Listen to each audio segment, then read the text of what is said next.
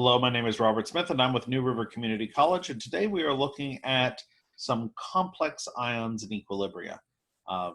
So what we're asked here is we're asked for the concentration of copper-2 ions at equilibrium when copper-2 sulfate is added to a liter of 2.1 molar ammonia.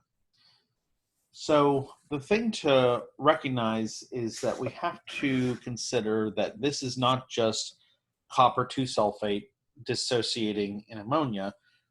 The copper ions will complex with ammonia, and you'll experience more of that when you go through transition metal and organometallic chemistry.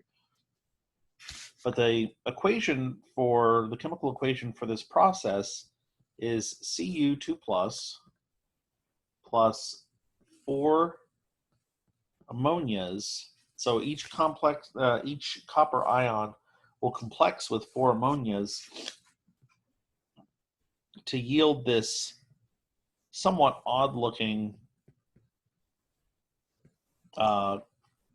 complex. So it still has a charge, but basically the ammonias have their lone pairs have complexed with the copper ions available valence shell, and it's formed this complex ion.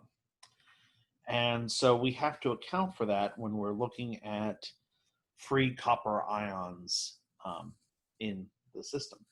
And to do that, we would set up an ice table like we normally would, and we would create this K formula like we normally do. And in this case, it's called the K of formation, so K sub F. And again, it's products over reactants, so it's going to be the concentration of Cu NH3 4 2 plus over the concentration of Cu2 plus times the concentration of NH3 raised to the power of its coefficient, so to the 4th power.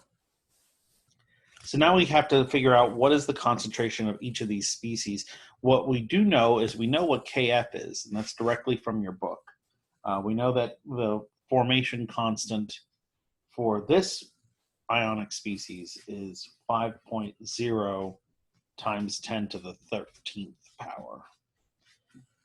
That's a positive 13, not a negative 13. So these are quite different than the acid and base dissociations. So what we know here is that we have 0.4 moles of copper-2 sulfate in 1 liter. So we know what the concentration of the this species right here is. We know that we're going to have, if all of those, we have an abundance of ammonia, so all the copper from copper-2 sulfate is going to complex with it. So we have a concentration of Cu NH342 plus. So that one is,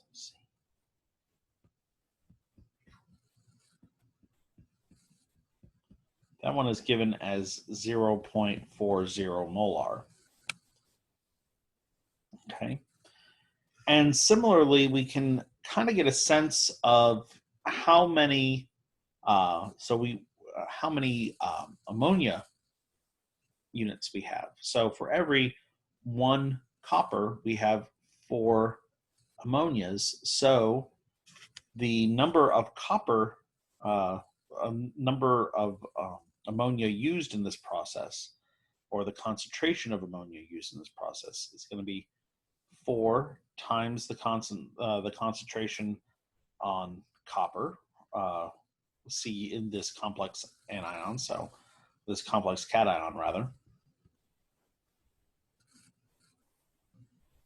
And it's going to be and that's going to give us some value of 1.6 molar, but that's the amount consumed. So we want to know what's remaining, because that'll give us the concentration that we need to put in the denominator. So we just take that number and subtract it from the original concentration, 2.10 molar minus 1.60 molar. And that's going to give us a 0.50 molar. So now we have all of our pieces. We just simply need to plug it in, and we can do some rearrangement. So if we multiplied this equation here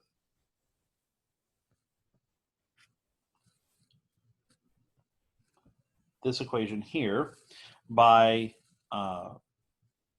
copper 2+ concentration, and then divide by our Kf, we would get copper 2+ at equilibrium is going to equal CuNH3 for 2+ over Kf times NH3 to the 4th power, which we can plug in as numbers. So let's do that. So this ends up being 0.40 molar over the 5.0 times 10 to the 13th times our 0.50 molar to the 4th power. And actually, let's not worry about molars, because this is all based on a ratio with the standard state of 1 molar. So, and when you do that calculation, you find that the concentration of copper is going to be 1.3 times 10 to the minus 13 molar. So an exceedingly small amount of copper remains even after all this complexation occurs. And that's because it's in an equilibrium reaction, and not all of it goes directly and completely toward that complex cation.